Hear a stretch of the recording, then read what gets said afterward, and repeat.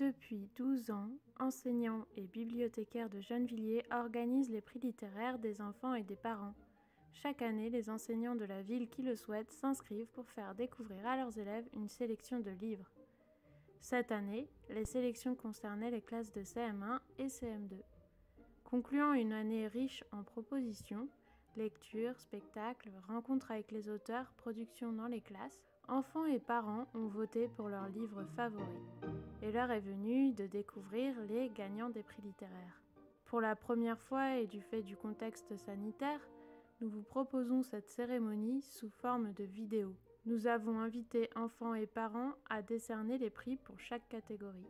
Et dans la catégorie des CM1, les nommés sont Agnès Mathieu-Daudet et Olivier Talek pour le roman d'Agfrid Des brioches sur les oreilles à l'école des loisirs.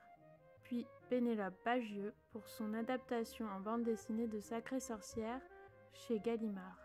François Morel, Karl Norack et Marie d'Orléans pour leur album musical Monsieur Mozart chez Didier Jeunesse. Et enfin Thierry Dedieu pour son livre Le cheval qui galopait sous la terre chez Thierry Magnier. Pour le prix littéraire des parents niveau CM1, la gagnante est Pénélope Bagieux. Pour le prix littéraire des enfants de CM1, la gagnante est Pénélope Bagieux de Sacrée sorcière. Pour la catégorie des CM2, les nommés sont Xavier Laurent Petit et Amandine Delaunay pour le roman Les loups du clair de lune chez l'école des loisirs, Camille Jourdi pour la bande dessinée Les Vermeils chez Actes Sud, puis Olivier Py pour sa pièce de théâtre L'amour vainqueur chez Actes Sud. Enfin, Olivier Desvaux pour le roman illustré de Jean Giono, L'homme qui plantait des arbres, édité chez Gallimard. Le gagnant du prix littéraire de CM2 est Le loup du clair de lune. Bonjour à toutes et à tous. Alors du fond du cœur, je vous remercie du prix que vous avez donné au loup du clair de lune. Ça me fait infiniment plaisir, ça me touche beaucoup. Alors vous vous doutez que j'aurais préféré vous le dire de vive voix, sauf que voilà, pour l'instant on est coincé, et encore une chance, on n'a pas nos masques sur le nez, c'est déjà pas mal. Mais bon voilà, pour l'instant c'est impossible. Bien sûr, j'aurais aimé aussi vous poser quelques questions, j'aurais aimé en discuter avec vous, savoir ce qui vous avait plu dans ce livre, savoir ce qui vous avait attiré dans cette histoire. Est-ce que c'est le fait qu'elle se passe au bout du monde ? Est-ce que c'est cette nature sauvage qui est à la fois inquiétante et attirante ? En tout cas, qui est une nature qui ne ressemble pas à celle qu'on peut croiser par chez nous ? Est-ce que c'est l'existence un peu étrange de ces loups qui s'est arrêtée, des animaux qui ont disparu, qu'on ne verra plus jamais ? Est-ce que c'est la relation entre Anna et sa grand-mère ? Est-ce que c'est un petit mélange de tout ça ? J'en sais rien. Vous, par contre, vous le savez. Et ce qui est sûr, c'est que le prix que vous avez donné à cette histoire est un bel encouragement à ce que je continue à écrire des histoires presque vraies, qui se passent en pleine nature, et puis qui se passent dans plein de bouts du monde, parce que comme vous le voyez derrière avec cette carte, des bouts du monde, il y en a des quantités, et on n'a pas fini de les explorer. Alors encore une fois, je vous remercie infiniment, et puis je vous souhaite une bonne journée, et puis prochainement de bonnes vacances. Merci. Je suis hyper touchée par ce prix parce que la sélection était démente et j'étais déjà tellement ravie d'être invitée et d'être invitée à vous rencontrer.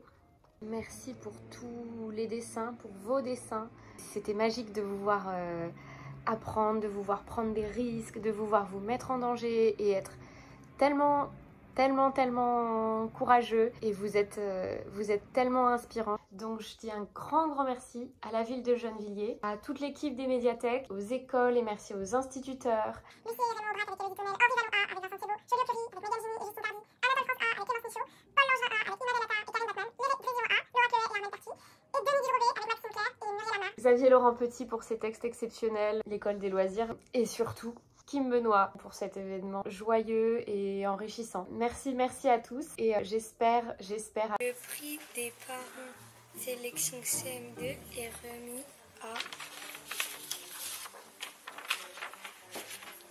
Le loup du clair de lune.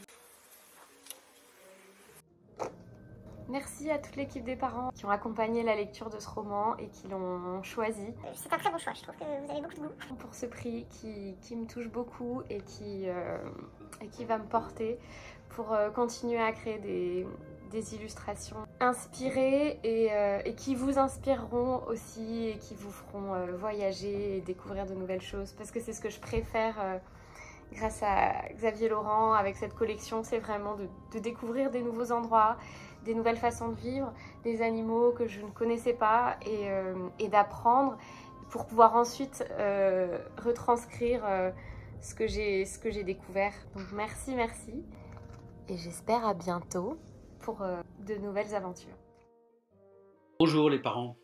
Et ben voilà, du fin fond de la Bourgogne où j'habite, je vous adresse un très grand merci pour le prix que vous avez donné au Loup du Clair de Lune.